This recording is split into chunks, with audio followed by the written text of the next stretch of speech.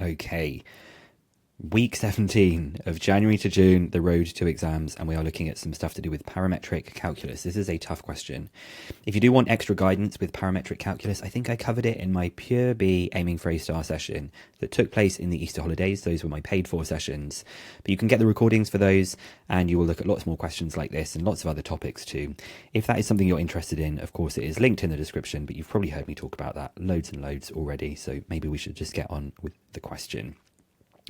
A curve C has parametric equations x equals sine squared t, y equals 2 tan t, and t is between 0 and pi over 2. It's referring to this curve that we've got here. The point P with parameter t equals pi over 4 lies on C. So this bit here, I'm just going to jot this down. This is where t is equal to pi over 4. The line L is the normal to C at P. The amount of times I do a question, I do it with a tangent. It's the normal. So obviously we're going to do a negative reciprocal when we get the gradient for this. Show using calculus that an equation for this line is 8y plus 2x equals 17. I'm going to just take it a little bit easier to begin with. I think I'm just going to figure out what is this coordinate of P, because I know I'm going to need that later on, okay? So let's deal that to begin with. When t is equal to pi over 4, x, which is sine t all squared, would be the sine of pi over 4 squared. I don't need my calculator to do this because I know that sine of 45 or sine of pi over 4 is 1 over root 2, so it's going to be a half. But if you do check on your calculator, you do, of course, end up with the x is a half. And y is 2 tan t. 2 tan t. I'm not going to use my calculator for this because I know that the tan of pi over 4 is the tan of 45, which is just 1. So y is equal to 2, meaning that the coordinate for P is a half and 2. And I sometimes find adding these things onto the diagram can help. This is a half, and the y coordinate is 2. Now, of course, we're trying to find a normal, so we need to have some stuff to do with dy by dx. We need to find out what the gradient is for this. So, continuing with this, I am going to find out what dy by dt and dx by dt are. I'm going to tell you why, actually, because we know that dy by dx for parametric is dy by dt divided by dx by dt. If you don't know that, that's just something you need to kind of get memorized. But you can think if you do this as like a fraction division, that one flips and the dt's cancel. So let's figure out what dx dt is. I'm going to be differentiating this thing up here. I will pull the power down, I will reduce the power by 1, and I will multiply by the derivative of sine t, which is cos t. Okay, I don't want that line underneath.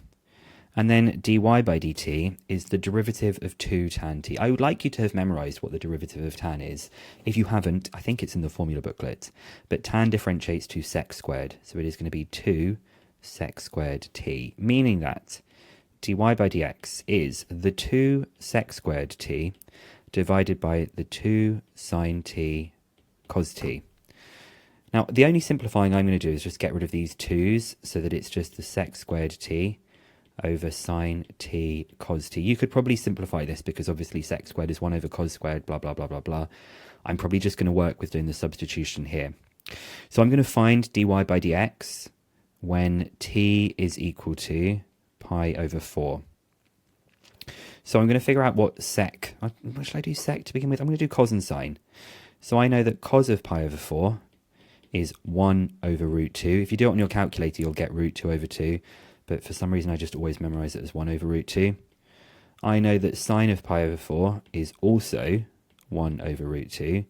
So if I want to find what sec is, it will be the reciprocal of this one. Again, you could just put it in your calculator, but I kind of like doing things without sometimes. So sec of pi over 4 is the square root of 2, meaning that sec squared of pi over 4 is just 2. So I've now got these things. I've got the sec squared part that can go here. I've got the cos pi over 4 part that can go here.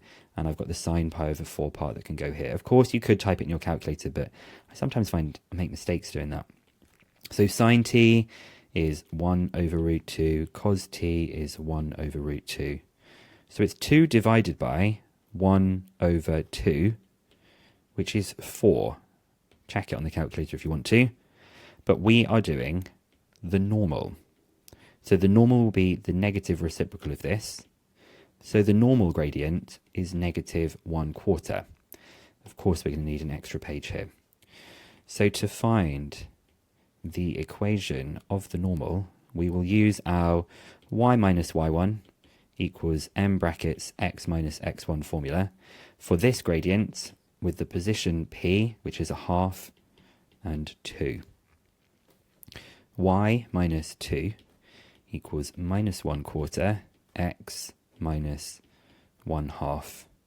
And then the thing we're aiming for is all in terms of integers. There's no fractions, so I'm going to aim to get rid of all of the fractions. I'll probably do that by multiplying by the 4 to start with. So it's my 4y minus 8 equals minus x minus 1/2. So 4y minus 8 is minus x plus 1/2. I've got another fraction, so I'm going to double everything. So 8y minus 16 equals minus 2x plus 1. And then I think I've got what they wanted. We have an 8y plus 2x equals 17. And 8y, good, plus the 2x. I'll put the 16 on the other side. And we get the 17, which was the thing that they were looking for. Okay, so now I know something. I now know the equation of this line, even though they told me it was 8y plus 2x equals 17. We know what the next part is going to be. We can see a shaded area. Of course, it's just going to be find the exact area of S that we've got here. Okay, I see it as two shapes. One of the shapes is going to be pretty easy, or easier than the other one, is of course we have a triangle. Okay, so for this triangle, we just need to find out the base of the triangle, okay? The height of the triangle is 2. That was why it was good I labelled that on the diagram earlier. I now need to just find the base of this triangle. Well, I know that this is 1/2. I can probably find out this part here, which is where it crosses the x-axis. So it crosses the x-axis when y is equal to 0. So 2x is 17. I've just said that y is 0, so 2x is equal to 17. So x is 17 over 2. So this value is 17 over 2. So I can now figure out what the base of the triangle is. Of course, we've got the height over here, which is 2. We're going to figure out the base. So for part B, the base of the triangle is the 17 over 2 minus the 1/2, right? It's got to be. That's 17 over 2, that's a 1/2. I'm going to subtract them and that will tell me how wide it is. So that's 16 over 2, or that's 8. The height of the triangle, we just know, is 2. So the area of that triangle is the base times the height divided by 2, which is 8. Again, annotating things in your diagram can be really helpful. I'm going to just put an 8 and say that area there is 8. Now my last part is to figure out what this section is, this kind of like curvy section that's here. And we just want to figure out what the limits are going to be, because it's going to be parametric integration, so our limits are going to be to do with t. At this point, we know that t is equal to pi over 4. We can see that the range is between 0 and pi over 2. I think it's pretty obvious that t is going to be 0 here, because when t is 0, you get x is the sine of 0, which is 0, and y is 2 tan of 0, which is 0. In other words, you get the origin. So this little bit, the origin, is when t is equal to 0. Oh my gosh. So the algebraic part that we're now going to do the integration on, we are going to be trying to find for parametric integration. We are trying to do y with respect to x, but for parametric, we do y dx dt, and the t limits are going to be between 0 and pi over 4. This is the part that makes it parametric. We normally do y dx, but because our limits are dt, or t limits, we need to change it as y dx dt. These dt's are sort of like cancelling out with each other. So we're going to be doing between 0 and pi over 4 of y times by dx dt.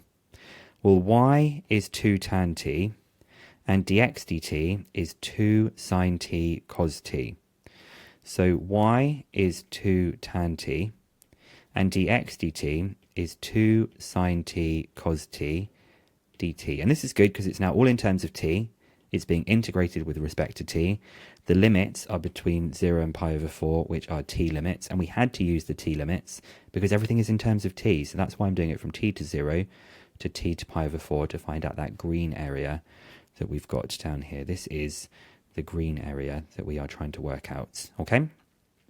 So, simplifying some of this, we're going to have between 0 and pi over 4. The 2 and the 2 gives me the 4. Tan t is sine t over cos t. And that's getting multiplied by a sine t cos t dt. So these coses are going to cancel. And what we're actually integrating is between 0 and pi over 4 of 4 sine squared t dt.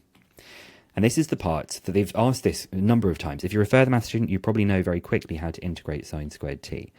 This cannot be integrated to like a sine cubed. This is not something that we can do the reverse chain rule for.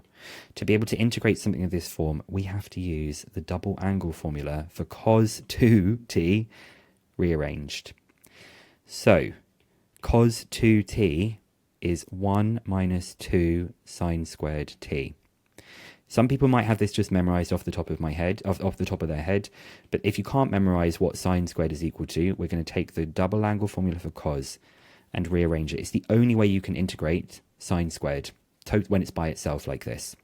So the 2 sine squared t is 1 minus cos 2t, and we want 4 sine squared t. So 4 sine squared t is just going to be this thing doubled, which is 2 minus 2 cos t. If you haven't seen this yet, you will hopefully with enough practice start to see that when you're trying to integrate sine squared or cos squared, you have to use a double angle formula for cos. So that is 2 minus 2 cos 2t. We haven't even done the integration yet. And we're going to do the integration finally. So it is going to be a 2t. It's going to be sine 2t. I think just that. I think it's just going to be minus sine 2t, because when you differentiate that, you do get minus 2 cos 2t. And the limits are 0 and pi over 4. Wow, they've really made us work hard for this question. So I'm going to sub in pi over 4. So that's 2 times by pi over 4 minus the sine of 2 times by pi over 4 minus 2 times by 0 minus the sine of 0. Well, luckily, that's 0 and that's 0, so we can just completely ignore them. 2 pi over 4 is pi over 2. And then the sine of, oh my god, have I got something wrong with this? No, I haven't got something wrong with this, because this is the sine of 2 pi over 4. That's the sine of pi over 2, which I think is 1. But at this stage, I'm checking absolutely everything to make sure I'm not making any mistakes. Sine of pi over 2 is 1. Thank goodness. So this is pi over 2 minus 1.